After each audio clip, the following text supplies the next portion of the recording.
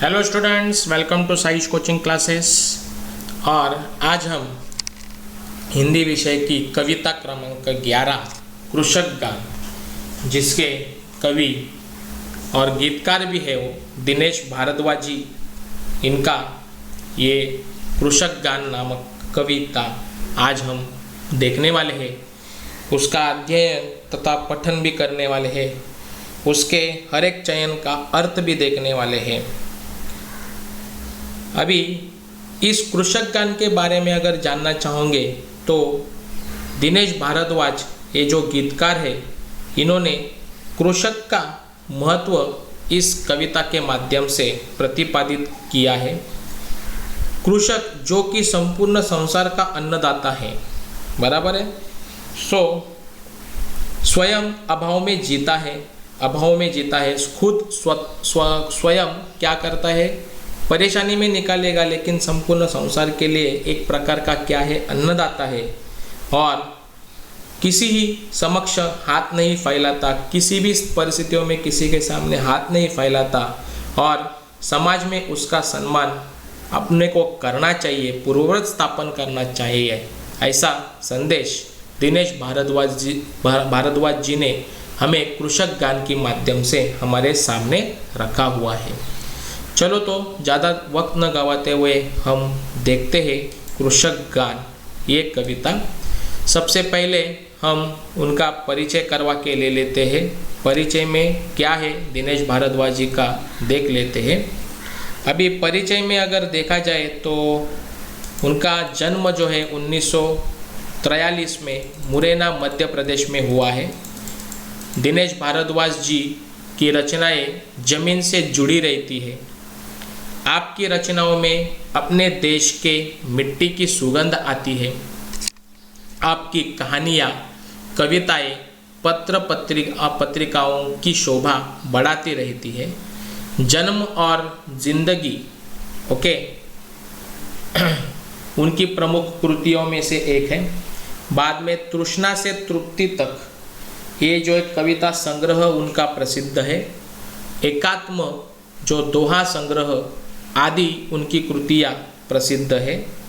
और पद्य संबंधी अगर जानकारी दिया जाए तो पहले मैंने दिया है, फिर भी यहाँ पे उन्होंने क्या जानकारी दी है उसके बारे में हम देखते हैं।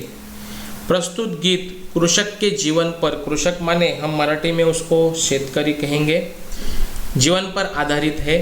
अन्नदाता कृषक की दुर्दशा का वर्णन करते हुए कवि उसका महत्व और सम्मान पुनः स्थापित करना चाहता है। तो इस कविता से उन्होंने इस कृषक का बहुत ही अच्छी तरह से वर्णन यहाँ पे किया है। चलो देखते हैं एक एक चयन का अर्थ।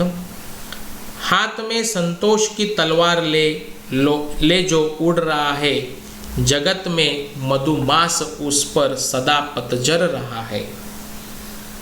दीनता अभिमान जिसका, आज उस पर मान कर लो, उस कृषक का गान कर लो। चूसकर श्रम रक्त जिसका, जगत में मधुरस बनाया, एक ही जिसको बनाई सृजक ने भी धूप छाया। मनुजता के ध्वज तले आह्वान उसका आज कर लो, उस कृषक का गान कर लो। अभी हमने 2 चयन पढ़ लिए हैं और अभी मैं आपको एक एक चयन का यहाँ पे अच्छी तरह से अर्थ बताने की कोशिश कर लेता हूँ। अभी हाथ में संतोष की तलवार ले जो उड़ रहा है, जगत में मधुमास उस पर सदा पतझर रहा है। मधुमास माने वसंत ऋतु, बराबर है। तो यहाँ पे अभी जो दिनेश भारद्वाज जी है वो कह रहे हैं कि कृषक के अभावों की कोई सीमा नहीं है, परंतु उसके पास संतोष रूपी क्या है, धन है, और उसी संतोष रूपी धन के सहारे वो अपना जीवन व्यतीत कर रहा है। पूरे संसार में कैसा भी वसंत आए, कृषक के जीवन में सदैव क्या है, पतझड़ ही रहती है। अर्थात ऋतुएं बदलती है, लोगों की परिस्थितियां बदलती है, परंतु कृषक के भाग्य में क्या है? अभाव ही अभाव है। दीनता अभिमान जिसका, आज उस पर मान कर लूँ, उस कृषक का मैं गान कर लूँ। ऐसी दयनीय स्थिति के बावजूद भी उसे किसी से कुछ मांगना क्या नहीं लगता है? अच्छा नहीं लगता है। और इसी अवस्था में वो ऐसा दिखाता है कि मैं ऐसे व्यक्ति पर, मतलब इस अवस्था में भी वो दूसरों का सदैव क्या करता है? विचार करता है। तो कवि कहते हैं कि मैं ऐसे इस कृषक जैसे व्यक्ति पर अभिमान करना चाहता हूँ और उसका गान में गाना चाहता हूँ। चलो आगे चलते हैं। चूसकर श्रम रक्त जिसका, जगत में मधुरस बनाया, एक सी जिसको बनाई, सृजक ने भी धूप छाया। मनुजता के ध्वज तले, आह्वान उसका आज कर लूँ, उस कृषक का मैं गान कर लूँ। अभी सृजक माने क्या? तो जो रचना करता है उसे हम सृजक कहते हैं। और यहाँ पे मनुजता के ध्वज तले, मनुजता माने मनुष्यता का, और आह्वान मतलब पुकारना, पुकार करते हैं। तो कवि दिनेश भारद्वाज गीतकार जो है, ये दूसरे चयन से हमें क्या बताना चाहते हैं? कृषक आज हम अपने खेत में क्या करता है? दिन रात काम करता है। अपना जो रक्त है, रक्तों को पसीने के रूप में वो बहाता है और संपूर्ण विश्व के लिए जीवन रस प्रदान करता है। ईश्वर की बनाई इस सृष्टि में उसके लिए क्या है? धूप छाया दोनों एक जैसे ही है। मौसम में कैसा भी बदलाव आने दो, कृषक की स्थिति कभी नहीं बदलती। और कवि जो दिनेश भारद्वाज है, वो मानवता के साथ उनका आह्वान करना चाहते हैं और उनका गान गाना चाहते हैं। चलो आगे की ओर बढ़ते हुए आगे क्या दिया है उन्होंने, हम देखते हैं। विश्व का पालक बन जो, उमर उसको कर रहा है, अमर उसको कर रहा है, विश्व का पालन बन जो अमर उसको कर रहा है, किंतु अपने पालितों के पद दलित को मर रहा है। आज उसके कर मिला, नव सृष्टि का निर्माण कर लूँ, उस कृषक का मैं गान कर लूँ। ओके, पालक माने पालने वाला, और पालित मतलब आश्रित, जो आश्रित रहते हैं उनको हम पालित कहते हैं, बराबर। और चलो तो फिर आगे देखते हैं कि क्या है। तीसरे अध्ययन से अपने को कवि कहते हैं कि ये जो कृषक पूरे विश्व का अन्नदाता है, वह अन्न उगाकर पूरे विश्व का क्या करता है? पालन करता है। लोगों को वो क्या करता है? जीवन देता है। किंतु अफसोस इस बात का है कि जिन लोगों को वह पालता है, उन्हीं के द्वारे उसे क्या करना पड़ता है? पददलित होना पड़ता है, बराबर है। पददलित होना मतलब क्या? तो पददलित हो जाता है, पददलित किया जाता है, अपमानित करना, अपमानित किया जाता है। और इसलिए कवि चाहते हैं कि उस कृषक का हाथ पकड़कर एक नवी सृष्टि या नया सृष्टि का निर्माण कर लूँ, जहाँ लोगों को उस कृषक का महत्व समझे और उसका सम्मान हर एक किसी ने करना चाहिए। ऐसे इस कृषक का मैं गान कर लूँ। क्षीण निज बलहीन तन को, पत्तियों से पालता जो, उसरों को खून से निज उर्वरा कर डालता जो, छोड़ सारे सूर असुर, मैं आज उसका ध्यान कर लूँ, उस कृषक का गान कर लूँ। अभी यहाँ पे इस चयन का अर्थ देखते हुए यहाँ पे एक शब्द आया है उर्वरा करके। उर्वरा मतलब क्या? तो उर्वरा मतलब उपजाऊ भूमि, हम उसे कहते हैं। ओके, तो देखते हैं इस चयन का अर्थ क्या है।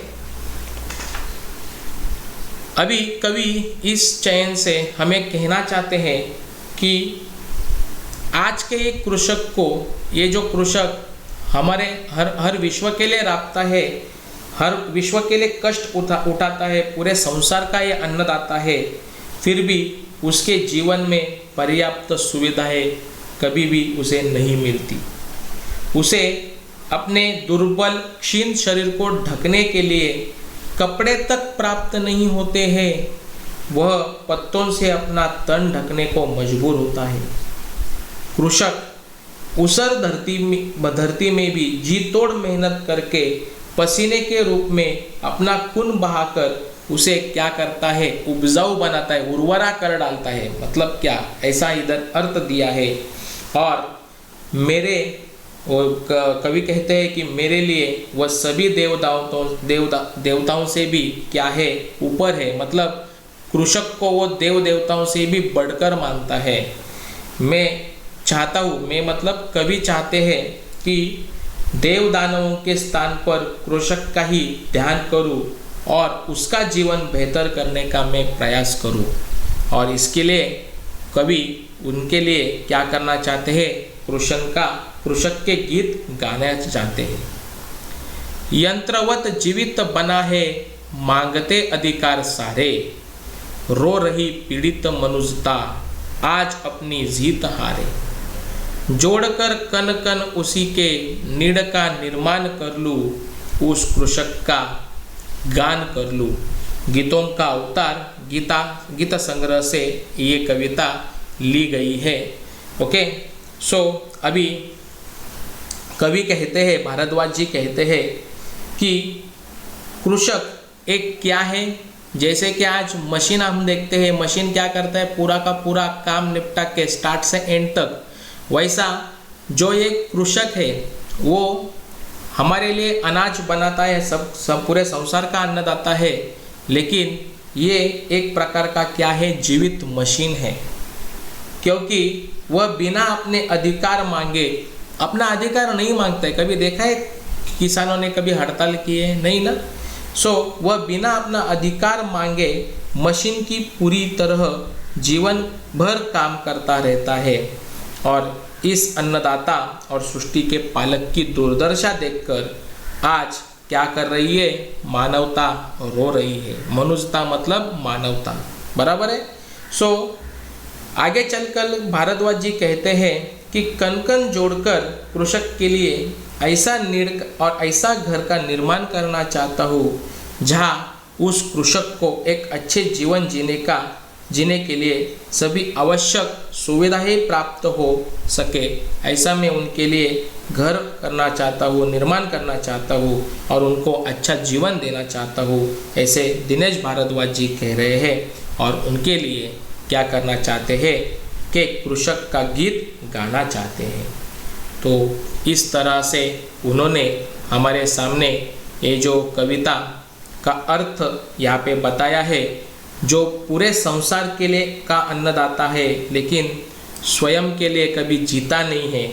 और इसी भी हालत में कि कोई भी समाज का हर एक आदमी उनको सम्मानतापूर्वक क्या कहता है, सम्मानपूर्वक ऐसा अभिमानात्मक मतलब अभिमान नहीं करता है, हर जगह पर उनको अपमानित किया जाता है। तो उनके लिए कवि भारद्वाज ऐसे है कृषक के लिए कुछ ना कुछ करना चाहते हैं, उनको सम्मान दिलाना चाहते हैं, उनके लिए ऐसे घर का निर्माण करना चाहते हैं, उनके लिए अच्छा जीवन और सुविधा प्राप्त करना चाहते हैं। और सब लोगों ने ऐसा करना चाहिए। इसके लिए यहाँ पे उन्होंने एक गीत गाना चाहते हैं, ऐसा यहाँ पे अर्थ बताते हुए हमारे सामने हमारे अन्नदाता कृषक की जीवन कहानी का बहुत ही सरल अर्थ यहाँ पे इस कविता के माध्यम से हमारे सामने रखा है। आशा करता हूँ आपको ये कविता अच्छी तरह से समझ में आई रही होगी। और इस तरह से हमने हमारा हिंदी विषय का ये 11वां कविता के साथ साथ हमने हमारा हिंदी विषय का पहली इकाई का जो सिलेबस है हमने यहाँ पे ख़त्म कर लिया है। और आशा करता हूँ कि आपको पाठ क्रमांक 1 से लेकर 11 कविता क्रमांक 11 तक सब के सब पाठ अच्छी तरह से समझ में आए हुए रहेंगे। और इस तरह से आज हमारा पहली इकाई का सिलेबस ख़त्म हुआ है ऐसा मैं घोषित करता हूँ। और आज का ये कविता का वीडियो देखने के लिए आप सभी लोगों का धन्यवाद।